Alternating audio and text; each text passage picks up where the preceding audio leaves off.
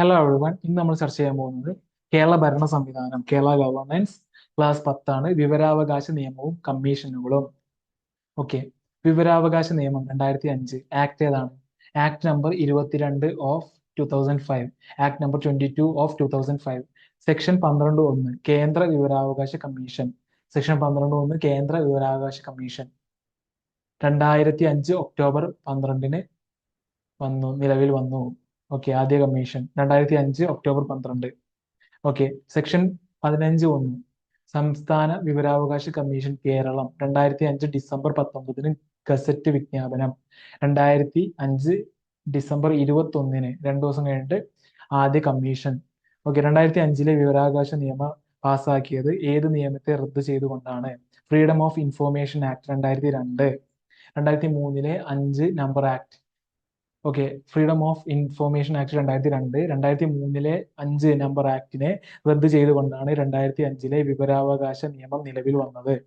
ഇന്ത്യയിൽ വിവരാവകാശ നിയമത്തിന്റെ മുൻഗാമി എന്നറിയപ്പെടുന്ന നിയമം ഫ്രീഡം ഓഫ് ഇൻഫോർമേഷൻ ആക്ട് 2002.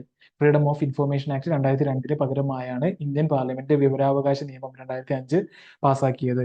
വിവരാവകാശ നിയമം ബന്ധപ്പെട്ടിരിക്കുന്ന മൗലികാവകാശം അഭിപ്രായ സ്വാതന്ത്ര്യമാണ്. അഭിപ്രായ സ്വാതന്ത്ര്യം. വിവരാവകാശ നിയമം ബന്ധപ്പെട്ടിരിക്കുന്ന മൗലിക അവകാശം അഭിപ്രായ സ്വാതന്ത്ര്യം. വിവരാവകാശ നിയമം നടപ്പിലാക്കിയ ആദ്യത്തെ രാജ്യം സ്വീഡനാണ്. സ്വീഡൻ. വിവരാവകാശ നിയമം നടപ്പിലാക്കിയ ആദ്യത്തെ രാജ്യം സ്വീഡൻ. ഇന്ത്യ വിവരാവകാശ നിയമം നടപ്പിലാക്കിയ 55-ാം രാജ്യമാണ്. ഇന്ത്യ വിവരാവകാശ നിയമം നടപ്പിലാക്കിയ 55-ാം രാജ്യമാണ്. വിവരാവകാശ നിയമം പ്രാവർത്തികമാക്കാൻ പ്രവർത്തിച്ച സംഘടന രാജസ്ഥാനിലെ മസ്ദൂർ കിസാൻ ശക്തി സംഘാതൻ MKSS. നേതാവ് അരുണ റോയ്. നേതാവ് അരുണ റോയ്. വിവരാവകാശ നിയമം പ്രാവർത്തികമാക്കാൻ പ്രവർത്തിച്ച സംഘടന രാജസ്ഥാനിലെ മസ്ദൂർ കിസാൻ ശക്തി സംഘതൻ MKSS. നേതാവ് അരുണ റോയ്. ഓക്കെ. ഇന്ത്യയിൽ ആദ്യമായി വിവരാവകാശ അപേക്ഷ നൽകിയത് ആരാണ്? ഷാഹിദ് റാസ ബർമെ, പൂനെ, മഹാരാഷ്ട്ര. ഇന്ത്യയിൽ ആദ്യമായി വിവരാവകാശ അപേക്ഷ നൽകിയത് ആരാണ്? ഷാഹിദ് റാസ ബർമെ, പൂനെ, മഹാരാഷ്ട്ര. ഇന്ത്യയിൽ ആദ്യമായി ഒരു വിവരാവകാശ നിയമം പാസാക്കിയ സംസ്ഥാനം 1997 തമിഴ്നാട്. ഓക്കെ. ഇന്ത്യയിൽ വിവരാവകാശ നിയമം 2005 നടപ്പിലാക്കിയ ആദ്യ സംസ്ഥാനം രാജസ്ഥാൻ. ഇന്ത്യയിൽ വിവരാവകാശ നിയമം 2005 നടപ്പിലാക്കിയ ആദ്യ സംസ്ഥാനം രാജസ്ഥാൻ. 2005 വിവരാവകാശ നിയമം 2005 മെയ് 12 പാർലമെന്റ് പാസാക്കി. 2005 ജൂൺ 15 രാഷ്ട്രപതി ഒപ്പുവെച്ചു. 2005 ജൂൺ 21 നോട്ടിഫൈ ചെയ്തു. സെക്ഷൻ 41, 51, 52, 12, 13, 15, 16, 24, 27 ആൻഡ് 28 പ്രാബല്യത്തിൽ വന്നു. 2005 ഒക്ടോബർ 12 പൂർണ്ണമായും പ്രാബല്യത്തിൽ വന്നു. 2005 വിവരാവകാശ നിയമം നിലവിൽ വരുമ്പോൾ പ്രധാനമന്ത്രി ആരായിരുന്നു? മൻമോഹൻ സിംഗ്. President APJ Abdul Kalam. കേന്ദ്ര നിയമമന്ത്രി HR ഭരദ്വാജ്. കേന്ദ്ര നിയമമന്ത്രി HR ഭരദ്വാജ്. ഓക്കെ. ജനാധിപത്യത്തിന്റെ സൂര്യ തേജസ്, സൺഷൈൻ ഓഫ് ഡെമോക്രസി എന്നറിയപ്പെടുന്ന നിയമം ഏതാണ്? വിവരാവകാശ നിയമമാണ്. 2005 വിവരാവകാശ നിയമത്തിലെ വകുപ്പുകൾ എത്ര? ഷെഡ്യൂളുകൾ എത്ര? 31 വകുപ്പുകളാണ്. സെക്ഷൻസ് 2 ഷെഡ്യൂളുകളും. 31 വകുപ്പുകളും 2 ഷെഡ്യൂളുകളും. ഓക്കെ. വിവരാവകാശ നിയമത്തിലെ ആദ്യ ഷെഡ്യൂളിൽ ഉൾപ്പെടുന്നത് എന്താണ്? മുഖ്യ വിവരാവകാശ കമ്മീഷണറോ വിവരാവകാശ കമ്മീഷണർമാരോ എടുക്കേണ്ട സത്യവാൻ മൂലം. വിവരാവകാശ നിയമത്തിലെ 2-ാം ഷെഡ്യൂളിൽ ഉൾപ്പെടുന്നത് എന്താണ്? വകുപ്പ് 24(1) പ്രകാരം വിവരാവകാശ നിയമത്തിന്റെ പരിധിയിൽ നിന്ന് ഒഴിവാക്കപ്പെടുന്ന സുരക്ഷാ ഏജൻസികൾ. എന്നാൽ അഴിമതി ആരോപണങ്ങളെയും മനുഷ്യാവകാശ ലംഘനങ്ങളെയും സംബന്ധിച്ച വിവരം ഈ ഉപവകുപ്പ് പ്രകാരം ഒഴിവാക്കപ്പെടുന്നതല്ല. അടുത്തത് intelligence and security organisations exempted from RTI. 1 intelligence bureau, R&A wing of the Cabinet Secretariat, Research and Analysis wing of the Cabinet Secretariat, Directorate of Revenue Intelligence, Central Economic Intelligence Bureau, Directorate of Enforcement, Narcotics Control Bureau, NCB, Aviation Research Center, Special Frontier Force, Border Security Force, Central Reserve Police Force, Indo-Tibetan Border Force, Border Police, Central Industrial Security Force, National Security Guards, Assam Rifles, special service bureau, special branch CID Andaman and Nicobar, the crime branch CID CB Dadra and Nagar Haveli, special branch Lakshadweep police. വകുപ്പ് 24(4) പ്രകാരം വിവരാവകാശ പരിധിയിൽ നിന്ന് ഒഴിവാക്കപ്പെട്ടിരിക്കുന്ന സംസ്ഥാന ഗവൺമെന്റിന് കീഴിലുള്ള സ്ഥാപനങ്ങൾ: ഒന്ന്, special branch CID, crime branch CID, district special branches, district and crime records bureaus, police telecommunication units, confidential branches in the police, state and regional forensic laboratories, state and district finger print bureaus.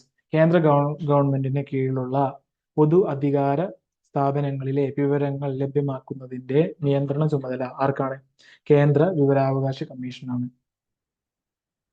സംസ്ഥാന ഗവൺമെന്റിന് കീഴിലുള്ള പൊതു അധികാര സ്ഥാപനങ്ങളിലെ വിവരങ്ങൾ ലഭ്യമാക്കുന്നതിന്റെ നിയന്ത്രണ ചുമതല ആർക്കാണ്? സംസ്ഥാന വിവരാവകാശ കമ്മീഷനാണ്.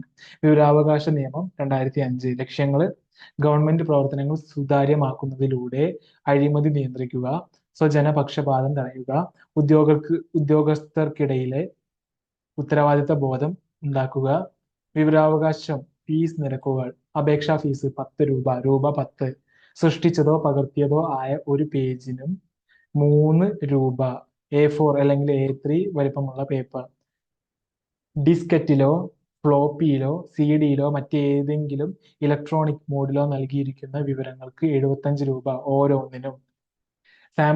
സാമ്പിളുകൾക്കോ മോഡലുകൾക്കോ ഉള്ള യഥാർത്ഥ വില അല്ലെങ്കിൽ വില രേഖകൾ പരിശോധിക്കുന്നതിന് ആദ്യത്തെ 1 മണിക്കൂറിന് ഫീസില്ല. തുടർന്നുള്ള ഓരോ 35 മിനിറ്റിനോ അതിന്റെ ഭാഗത്തിനോ 10 രൂപ വീതം.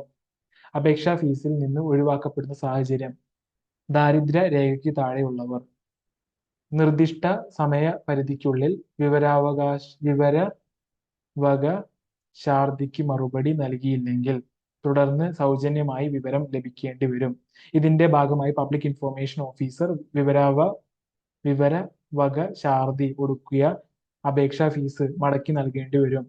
കൂടാതെ താമസമുണ്ടായ ഓരോ ദിവസത്തിനും 250 രൂപ നിരക്കിൽ പരമാവധി 25,000 രൂപ വരെ പിഴ ഒടുക്കേണ്ടി വരും.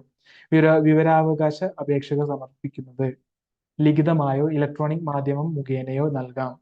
2, അപേക്ഷ ഇംഗ്ലീഷിലോ ഹിന്ദിയിലോ അപേക്ഷ നൽകുന്ന സ്ഥലത്തെ ഔദ്യോഗിക ഭാഷയിലോ നൽകാം. വകുപ്പ് 6. വിവരാവകാശ നിയമം 2005 പ്രകാരം പൊതു അധികാര സ്ഥാപനങ്ങളിൽ നിന്നും വിവരങ്ങൾ ലഭ്യമാകാൻ അവകാശമുള്ളതാർക്ക്? ഇന്ത്യൻ പൗരന്മാർക്ക്. വകുപ്പ് 3. പ്രായപരിധിയില്ല. വിവരാവകാശ നിയമം 2005 വിവരം വെളിപ്പെടുത്തലിൽ നിന്ന് ഒഴിവാക്കിയിരിക്കുന്ന വസ്തുതകൾ വിവരിക്കുന്ന വകുപ്പുകൾ: വകുപ്പ് 8, വകുപ്പ് 9. വിവരങ്ങൾ നൽകാൻ ആകുന്നില്ലെങ്കിൽ ആ വിവരം അപേക്ഷകനെ അറിയിക്കണം. വിവരാവകാശ നിയമത്തിലെ വകുപ്പ് 8 പ്രകാരമുള്ള വിവരങ്ങൾ നൽകേണ്ടതില്ലാത്ത കാര്യങ്ങൾ. വിവരാവകാശ നിയമത്തിലെ വകുപ്പ് 8 പ്രകാരം വിവരങ്ങൾ നൽകേണ്ടതില്ലാത്ത കാര്യങ്ങൾ എന്തൊക്കെയാണ്? വ്യക്തിയുടെ ജീവനും സുരക്ഷയ്ക്കും ഭീഷണിയാകുന്ന കാര്യങ്ങൾ, കോടതിയുടെ പരിഗണനയിൽ നിൽക്കുന്ന കാര്യങ്ങൾ, രാജ്യസുരക്ഷയെയും അഖണ്ഡതയെയും സാമ്പത്തിക താല്പര്യങ്ങളെയും വിദേശ രാജ്യങ്ങളുമായുള്ള ബന്ധത്തെയും ബാധിക്കുന്ന വിവരങ്ങൾ. വിവരാവകാശ നിയമത്തിലെ വകുപ്പ് 9 പ്രകാരം വിവരങ്ങൾ നൽകേണ്ടതില്ലാത്ത കാര്യങ്ങൾ: വ്യക്തികളുടെയോ സ്ഥാപനങ്ങളുടെയോ പകർപ്പവകാശത്തെ ഹനിക്കുന്ന വിധത്തിലുള്ള വിവരങ്ങൾ. വിവരാവകാശ അപേക്ഷകൾ സമർപ്പിക്കേണ്ടത് പബ്ലിക് ഇൻഫർമേഷൻ ഓഫീസർക്ക് ഓർ അസിസ്റ്റന്റ് പബ്ലിക് ഇൻഫർമേഷൻ ഓഫീസർക്ക്. വിവരാവകാശ അപേക്ഷകർക്ക് മറുപടി നൽകേണ്ടത് ആരാണ്? പബ്ലിക് ഇൻഫർമേഷൻ ഓഫീസറാണ്. മൂന്നാം കക്ഷിയിൽ നിന്നുള്ള വിവരങ്ങൾ വകുപ്പ് 11 സെക്ഷൻ 11. അപേക്ഷകൻ ആവശ്യപ്പെട്ടിട്ടുള്ള വിവരം രഹസ്യ സ്വഭാവം ഒരു മൂന്നാം കക്ഷിയെ സംബന്ധിക്കുന്നതും ആണെങ്കിൽ ബന്ധപ്പെട്ട പബ്ലിക് ഇൻഫർമേഷൻ ഓഫീസർ അപേക്ഷ ലഭിച്ച് 5 ദിവസത്തിനുള്ളിൽ മൂന്നാം കക്ഷിയെ അക്കാര്യം അറിയിക്കണം.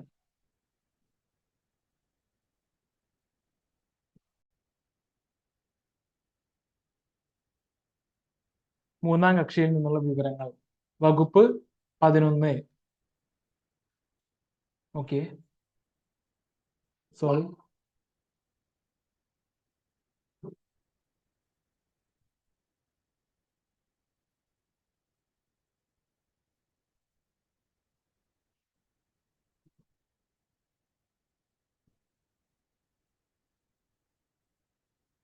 ഓക്കെ, മൂന്നാം കക്ഷിയിൽ നിന്നുള്ള വിവരങ്ങൾ. വകുപ്പ് 11, സെക്ഷൻ 11. അപേക്ഷകൻ ആവശ്യപ്പെട്ടിട്ടുള്ള വിവരം രഹസ്യ സ്വഭാവവും ഉള്ളതും ഒരു മൂന്നാം കക്ഷിയെ സംബന്ധിക്കുന്നതും ആണെങ്കിൽ ബന്ധപ്പെട്ട പബ്ലിക് ഇൻഫർമേഷൻ ഓഫീസർ അപേക്ഷ ലഭിച്ച് 5 ദിവസത്തിനുള്ളിൽ മൂന്നാം കക്ഷിയെ അക്കാര്യം അറിയിക്കണം. ഓക്കെ, അതിന്മേൽ അയാൾക്ക് എന്തെങ്കിലും ആക്ഷേപമുള്ള പക്ഷം അതുകൂടി കേട്ട ശേഷം മാത്രമേ തീരുമാനത്തിലെത്താൻ പാടുള്ളൂ.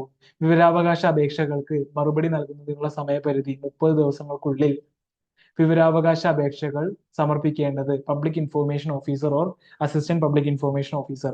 പബ്ലിക് ഇൻഫർമേഷൻ ഓഫീസറിൽ നിന്നുള്ള മറുപടി തൃപ്തികരമല്ലെങ്കിൽ ഒന്നാം അപ്പീൽ സമർപ്പിക്കേണ്ടത് അപ്പീൽ അധികാരിയായി നിയോഗിക്കപ്പെടുന്ന പബ്ലിക് ഇൻഫർമേഷൻ ഓഫീസറുടെ ഉയർന്ന റാങ്കിലുള്ള ഉദ്യോഗസ്ഥനെ. ഒന്നാം അപ്പീൽ പ്രകാരം ലഭിക്കുന്ന മറുപടിയും തൃപ്തികരമല്ലെങ്കിൽ രണ്ടാം അപ്പീൽ സമർപ്പിക്കേണ്ടത് വിവരാവകാശ കമ്മീഷനാണ്. വിവരാവകാശ നിയമം നടപ്പിലാക്കിയ ആദ്യ രാജ്യം സ്വീഡൻ. ഇന്ത്യ വിവരാവകാശ നിയമം നടപ്പാക്കുന്ന എത്രാമത്തെ രാജ്യമാണ്? 55-ാം രാജ്യമാണ്. താഴെ പറയുന്നതിൽ വിവരാവകാശ നിയമം 2005 സൂചിപ്പിക്കുന്നത് എന്ത്? Act number 22 of 2005. വിവരാവകാശ നിയമപ്രകാരം പൗരന് ലഭിക്കാവുന്ന വിവരങ്ങളുമായി ബന്ധപ്പെട്ട ശരിയായ ഉത്തരം ഏതാണ്? വകുപ്പ് 8, 9 എന്നിവയിൽ പറഞ്ഞിട്ടുള്ളത് ഒഴികെ പൊതുവാധികാര സ്ഥാപനങ്ങളുടെ പക്കൽ ഉള്ള വിവരങ്ങൾ ലഭ്യമാകുന്നതാണ്. വിവരാവകാശ നിയമം പ്രാവർത്തികമാക്കാൻ പ്രവർത്തിച്ച സംഘടന MKSS. കേരള സംസ്ഥാന വിവരാവകാശ കമ്മീഷൻ രൂപം കൊണ്ടത് എന്ന്? 2005 December 19. 2005 December 19. Thank you so much for listening. We will see you next video. Bye.